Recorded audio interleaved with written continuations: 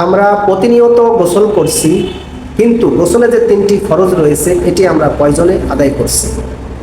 আসসালামু আলাইকুম ওয়া রাহমাতুল্লাহি ওয়া বারাকাতুহু।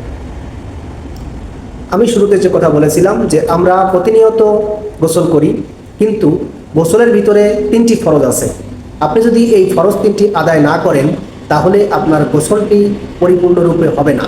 অবশ্যই আপনাকে গোসলের ফরজ আদায় করেই গোসল করতে হবে। তো গোসলের ফরজ হচ্ছে 3টি। নাম্বার 1, গড়গড়া সহ কুলি করতে হবে, অর্থাৎ গলার এই যে হুলকুম বলে, হুলকুম পর্যন্ত আপনার পানিটা পৌঁছাইতে হবে। গড়গড়া করে কুলি করলে ওখানে পৌঁছিয়ে যাবে। নাম্বার 2, নাকের নরম স্থান পর্যন্ত পানি পৌঁছাইতে হবে। আপনাকে পানি দিয়ে পানিটা নাকের নরম স্থান পর্যন্ত পৌঁছিয়ে দিতে হবে। নাম্বার 3, সমস্ত শরীর ভালো করে ঘষে মাজে ডলে ধৌত করতে হবে।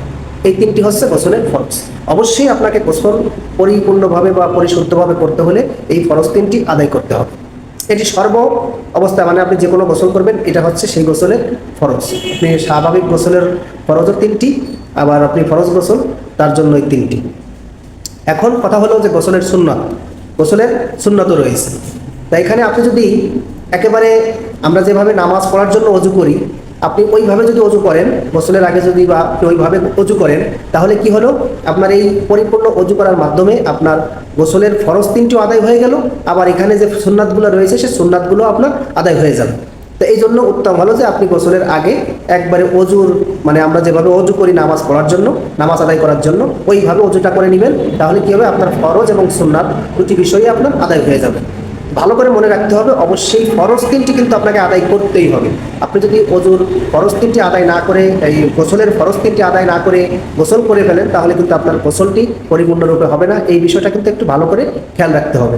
গোসলের ফরজ আদায় না করে আপনি কখনোই গোসল করবেন না। আমি যে 3টি গোসলের ফরজের কথা বললাম, অবশ্যই এই 3টি বিষয় আপনারা খেয়াল রাখবেন এবং এই 3টি বিষয়কে আপনারা আদায় করবেন। তাহলে আপনাদের গোসলটি পরিপূর্ণভাবে হয়ে যাবে ইনশাআল্লাহ।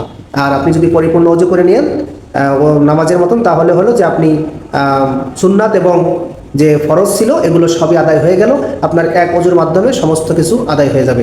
ভাই, আমরা গোসল প্রতিনিয়ত করি, কিন্তু সেই গোসলটি যদি আমরা সহিশুদ্ধভাবে করতে না পারি, তাহলে আমার শরীরটাই পবিত্র হলো না। আর আমার শরীর যদি পবিত্র না হয়, তাহলে আমি সারাদিন যত যা কিছুই করলাম, যত ইবাদত বন্দেগী করলাম, কোনোটাই কাজে আসবে না।